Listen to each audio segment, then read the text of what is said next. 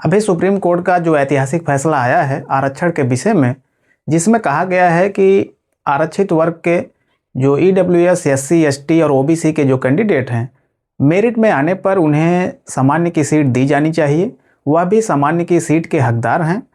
और जो general category है वह कोई आरक्षित कोटा नहीं है, उसमें किसी भी वर्ग को, सभी के लिए वह खुली हुई है और उसमें किसी को भी मेरिट में आने पर सीट मिल सकती है। तो सुप्रीम कोर्ट के इस फैसले का असर कई सरकारी भर्ती परीक्षाओं पर पड़ेगा और साथ में आरक्षित वर्ग के जो कैंडिडेट हैं, सरकारी नौकरियों की जो तैयारी कर रहे हैं, उनको इसका फ़ायदा मिलेगा।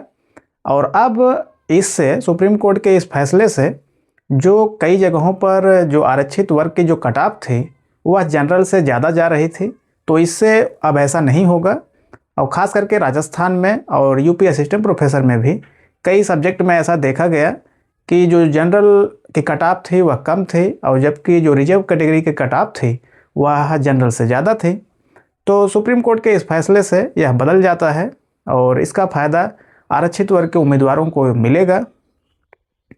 और साथ में यह पूरा मामला क्या था, इसको यदि देखें तो राजस्थान हाई कोर्ट के एक फैसले को सुप्रीम कोर्ट ने सही बताते हुए कहा कि यदि जनरल कैटेगरी में कोई भी आरक्षित वर्ग का जो कैंडिडेट है अधिक नंबर लाता है और जनरल कैटेगरी कट ऑफ जो बनी है उससे अधिक नंबर लाता है, तो उसे जनरल की सीट दी जानी चाहिए। और जबकि राजस्थान प्रशासन ने एक भर्ती मामले में ऐसा नहीं किया था और कई कैंडिडेट ऐसे थे जिनके कट ऑफ जनरल से अधिक थे, फिर भी उनको सामान्य की सीट नहीं दी गई, उनको उससे बाहर कर दिया गया था। तो इसी मामले में सुप्रीम कोर्ट ने अपना फैसला दिया। तो यह फैसला बहुत ऐतिहासिक है और आरक्षित वर्ग के उम्मीदवारों के लिए बहुत ही सुखद है।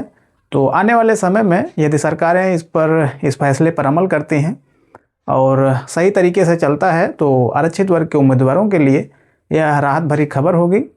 और हरियाणा असिस्टेंट प्रोफेसर की भर्ती में भी कई ऐसे मामले हुए हैं जिसमें नेट कैटेगरी का इशू रहा है और कई अन्य चीज़ें हैं, पर इससे सुप्रीम कोर्ट के इस फैसले से काफ़ी फ़ायदा होगा। तो इसमें इतना ही था। धन्यवाद।